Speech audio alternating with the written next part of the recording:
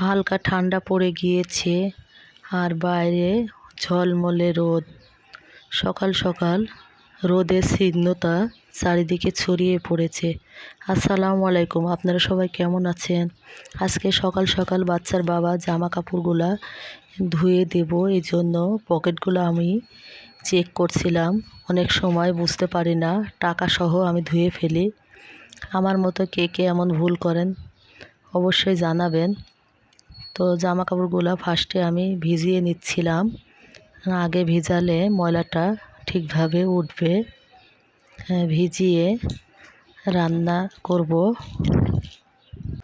ঠান্ডা লাগার কারণে অনেক দিন জামা কাপড় ধুতে পারি নাই, জমে গিয়েছে। আর এখানে আমি কিছু ছোলা ভিজিয়ে রেখেছিলাম সারা রাত। রমজান মাসে প্রতিনিয়ত করা হয়, কিন্তু অন্য সময় অলসতা লাগে। জামা কাপড় ধুয়ে আমি বারান্দায় এখন মেলে দিব, কারণ পরে রোদটা চলে যাবে। এই জন্য ফার্স্টে আমি জামা কাপড় ধুয়ে সম্পূর্ণ মেলে নিলাম। আর এখানে আমি লাউ শাক ভাজি করব, আর ডিম আর আলু সিদ্ধ করে নিয়েছি।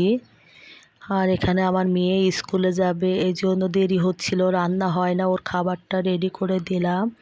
আর এখন ফুলকপি আর আলু দিয়ে আমি ডিম রান্না করব। রান্না বসিয়ে দিয়েছি। আর এখানে শাকটা ধুয়ে নিচ্ছিলাম। শাকের মধ্যে একটু আলু আর কিছু সিম কুচিয়ে দিয়েছি। আর এখানে তো তরকারিটা আমি রান্না রেডি করব। শীতের বেলা খুব তাড়াতাড়ি সময়টা চলে যায়। বাচ্চাকে খাওয়ানো, গোসল করানো সব কিছু এক হাতে করতে গিয়ে আমি অনেক সময় হিমশিম খেয়ে যাই। আর আজান দেওয়ার সাথে সাথে বাচ্চার বাবা খেতে চলে আসে, এই জন্য ওর খাবারটা আগে আমাকে রেডি করতে হয়। আর এখানে আমি শাক ভাজিটাও করে নিয়েছি। আর এই তো আমার দুপুরে রান্না রেডি। খাবারটা আমি টেবিলে সাজিয়ে ফেলেছি। বিকেলবেলা একটু নাস্তা রেডি করছিলাম, এই জন্য একটা বাঁধাকপি নিয়েছি।